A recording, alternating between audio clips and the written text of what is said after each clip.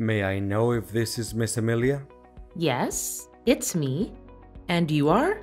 Nice to meet you, Miss Amelia. My name is Henry.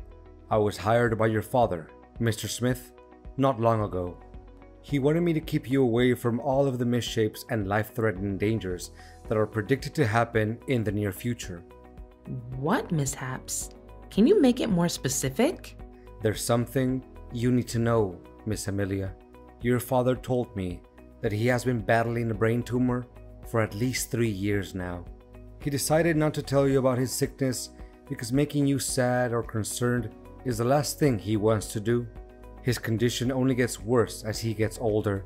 Until recently, a flare-up has caused his life to hang on a thread. What? This can't be true. Why did he hide that cold and harsh truth from me? He knows how important he is to me. As my mother left us behind to pursue her own happiness, my father had to assume the responsibility of both man and woman in our family.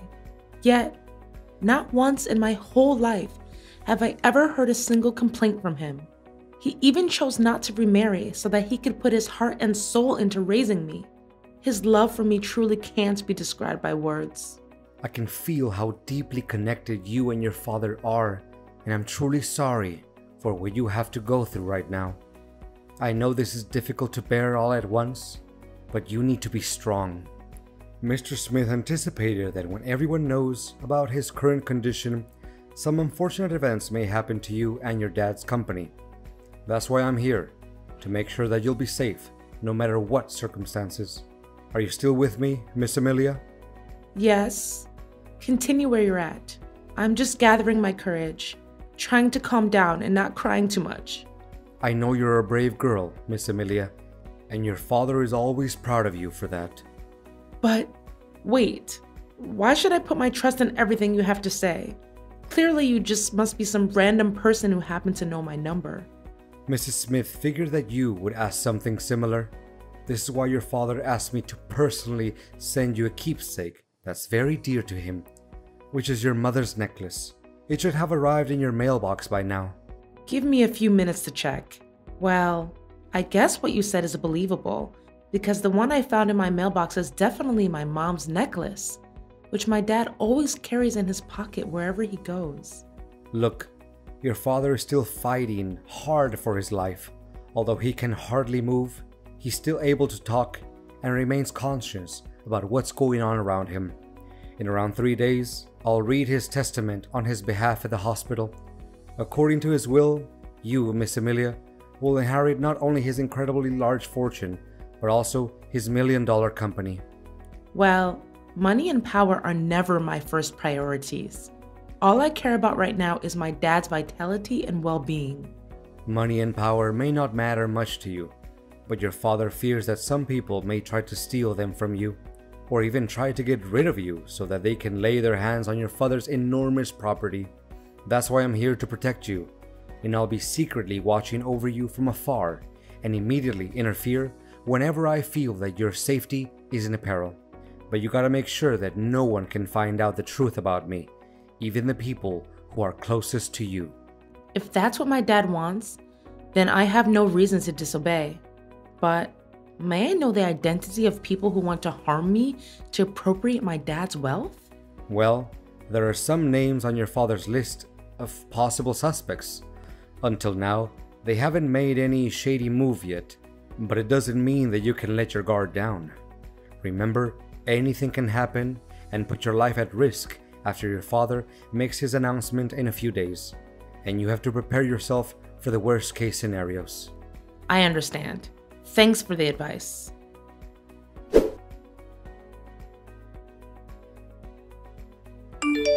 Honey, my heart will be broken into a million pieces if one day I can no longer see my dad again. You know it hurts me as much as it hurts you. But as the doctor said, your father's at the final stage and his chances of making it through are very slim. Please don't say that. It saddens me to an infinite extent. I'm well aware that your dad occupies a very special place in your heart, but now that his part in this lifetime is almost complete, don't you think it's about time that we need to start focusing on keeping up his legacy and make him proud? Legacy? You mean his company? Well, I don't see any point in avoiding this matter. In fact, your father has dedicated his whole life for the growth of the company. Correspondingly, I'm sure that he would want us to take over his place and prolong his thriving business, don't you think? It really doesn't make any sense if you let his lifelong effort go down the drain by worrying too much about his destined demise. I mean, you may have a point in what you're saying, but honestly, there's no spare room for anything else in my mind right now other than my dad's life being on the line. I acknowledge what you have said, and I'm sympathetic to it. However, an organization can't operate without a leader. If you feel like you're not up for the task just yet, it's my duty, as your husband, to help you weather the storm and get through this time. To put it more precisely, I would like to lend you a helping hand and take the responsibility of Chief Executive Officer, the position which your dad used to have. Of course, the company's share that your father once held is still under your ownership. So, what do you say? Well, I really appreciate your thoughtfulness towards me. Nevertheless, my dad had stated very clearly and in detail in his statement that he wants me to assume the role of Chief Executive Officer. And for that reason, I'm not planning to do anything that's against his last wish. Wait, do you seriously think that a woman is adequate for such a prestigious leadership role like CEO? Significant positions, especially company leaders, are not a joke, and they're obviously not meant for women, honey. Don't let your brainless things like feminism trick you into thinking that you'll be able to fulfill such a substantial duty. What is your problem with women taking on significant positions at the workplace, really? Amelia, you do realize that women always have to depend on men to get everything done, right? You women can never decide anything for yourself, and you easily let your emotions get the best of you. If you still care about the family that we'll build together, you should reconsider your place and fulfill your duties as a wife, which means doing household chores and bearing my children. Well, I don't see anything wrong with me taking on leadership responsibilities. I graduated top of my class, and I dedicated 7 years to achieve my master's degree and PhD in economics. I even devoted more time working for the company than you did. To back up my words, I'd started from the bottom and I made my way to higher positions step by step. Nothing was handed to me on a silver platter, you know. I know, but don't you think it's a little weird that the husband works as a subordinate to the wife? Why? I don't see anything that's weird about it. Honey, it's about finding the one that's more suitable for the job. That's all. It has nothing to do with the roles we have in our family. I honestly don't have any clue about why I still have to stick with an inferior job title like sales manager. It's literally nothing compared to your position, which leaves me no choice but feeling unfairly treated. I mean, didn't he take any of my hard work into account? You do realize that to get to the point where you're at now, it takes other people at least 3 years? You had it easy enough and got promoted to manager in only 5 months just because you're my husband. I mean, what will other people say? They may think that I'm nothing but merely a parasite in your family. Not getting the highest position of the company doesn't make you a parasite, William. What's wrong with you all of a sudden? I thought you enjoyed your current job. I did, until I figured out how deceitful your father was. He promised that I would take his place after he retired. Now he swallowed his own words and had you take over the position instead. What?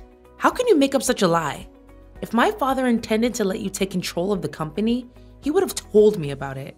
He never makes any important decisions without letting me know firsthand.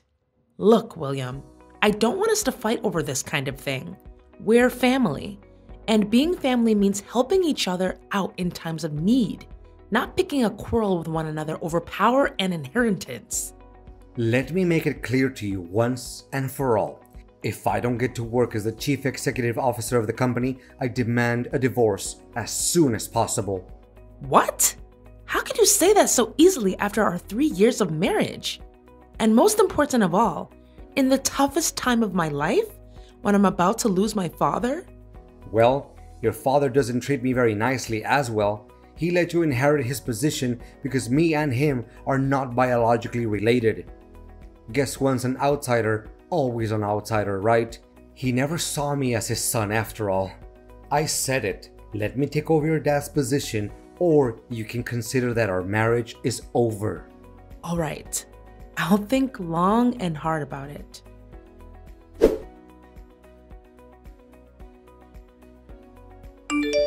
William, you can't believe what happened to me when I was on my way home after Dad's funeral. First, I was nearly hit by a truck while crossing the road. Then, out of nowhere, a flower pot almost fell onto my head. I bent down to tighten up my shoelaces. That was why I didn't get hit. After that, there were some people sawing down a huge tree, and I was nearly crushed by that. It definitely was not a lucky day for me. But where are you now, William? After the funeral ended, you were nowhere to be found. Everyone was so worried and they looked for you everywhere. What a shame to hear all of those unfortunate events. I'm not at home, by the way. And why should I be? What? What are you saying? Well, first of all, now that your father is dead, why should I be around you anymore? After all, it's his fortune and power that I went after in the beginning, not some kind of foolish love between you and I. You're telling me you didn't have any feelings for me in the first place? Not a tiny bit. Do you actually think that I approached you and your family because I fell for you? That's the most ridiculous joke that I've ever heard in my entire life. The only attractive thing about you is your dad's money. But I'm still the one who is in charge of my dad's company, right? How can you be so cocky? Well, not anymore. I now own papers proving that I'm the person who's gonna take over your dad's place as a CEO. He even gave me his shares in the company and every property that he possesses, including the house in which you're living. What? How could it even be possible? That's against the decision that he stated in his testament. There's no way he could do it without my approval. Don't you dare make things up. You know faking legal papers is a serious crime. Why should I be scared of your meaningless threat? My documents certainly comply with the law and regulations. They even contain your own father's handwriting and signature. So how can they be fake? Face the fact that from now on, you'll be officially kicked out of your dad's company and from your own fancy house. However, if you behave well, I'll show some mercy and let you work as a cleaner at the company. I can't believe you can be so ruthless and careless. You make it seem like we were never husband and wife, like we were nothing but strangers. It seems like you can't comprehend the situation very quickly, can't you? Look, it's over between us, and you'll be served with divorce papers soon enough. What's left for me is to enjoy my victory alongside the true love of my life, Luna.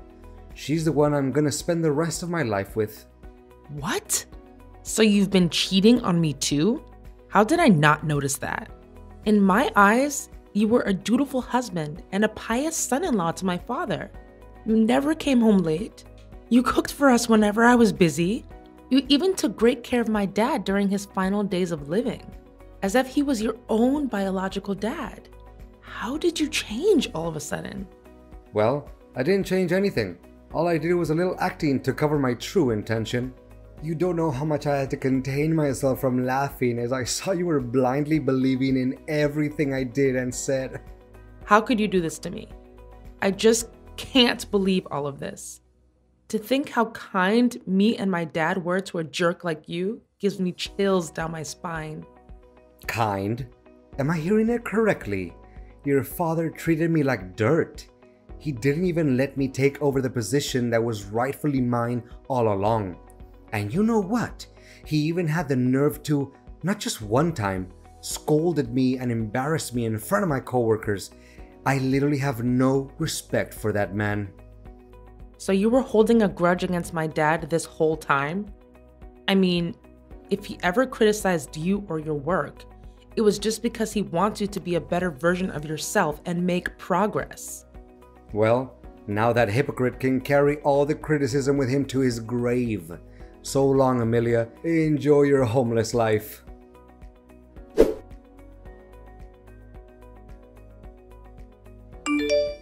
What is this, Amelia? Did you plan all of this? And what exactly are you talking about? Why, all of a sudden, I'm no longer the CEO of the company anymore. The securities didn't even let me in. Why are you asking me that question? Shouldn't you be the one who needs to interrogate your own conscience about all the good deeds you did behind my back? I can't believe such a cruel, heartless, and gruesome person like you would exist. What are you trying to say? Spit it out. Stop playing the fool. First, you took advantage of my father's sickness and brutally forced my father to sign all kinds of papers so that you can claim ownership of his fortune and his shares in the company. You threatened him, grabbed him by his neck. You even beat him, ruthlessly. For a person that had only days to live like my father, how could he bear such an act of violence? You knew that and you left him there dying all alone. It was you who killed my father. Hold on. Are you even listening to your own voice right now? Don't just accuse someone out of nowhere without evidence. I know damn well that I have all the evidence in the world to start a lawsuit against you. Do you know what I'm possessing right now? Full-length footage of you torturing my dad so that you can achieve your evil ambition. It was recorded by the hospital's cameras. Never in my worst nightmare could I imagine that one day my dad would be tortured to death by his own son-in-law. What? I thought I took care of it. You did do something about it. But fortunately, my bodyguard was smart enough to trace you down and recover the footage. Where the hell did you get yourself a bodyguard? That's just insane. I think what you just said is just a work of your imagination. I mean, you're just talking nonsense to scare me. Not only that, my bodyguard also provided the police with evidence proving how you and your mistress pulled off every scheme you could come up with to murder me so that no one could ever threaten your throne anymore. Honestly, I can't imagine how wicked and cold-blooded you can get in order to seize what you want. Just in the morning, if my bodyguard hadn't tested the food before giving it to me, I would have been poisoned to death. Guess you also bribed the hotel staff, right? Just like every other sin you committed when you were working for my dad, right? You'd better watch your mouth, you wretched. Let me see. Faking receipts, taking bribes, embezzling the company's operating budget, leaking confidential information to other competitors, and not to mention murdering my father and failed attempt to assassinate me? I'm done arguing with an inhumane person like you. If I were in your shoes right now, I would start coming up with any possible reasons to defend myself in front of the court. Oh no, I think a police officer is knocking at my door. What should I do? Please, withdraw your complaint along with the evidence. You can't do this to me. Your days of abusing your power and violence are over, William. Don't ever let me see your face again.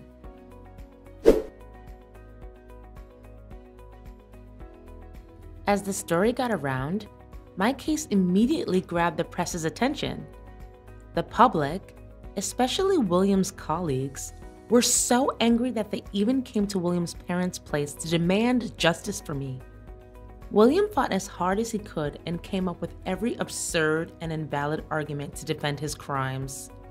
However, with all the evidence that my bodyguard secretly helped me gather, I still won the case. Finally, my ex-husband's mask was exposed along with all of the dreadful crimes that he committed for the sake of power and money. William was sentenced to 20 years in prison, and all of his property was confiscated and returned to its rightful owner, which is me, the CEO of my dad's company.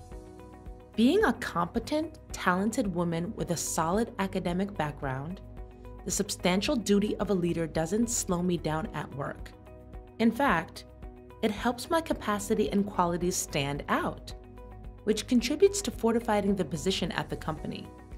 My bodyguard is still doing a great job at protecting me from every danger I could possibly encounter.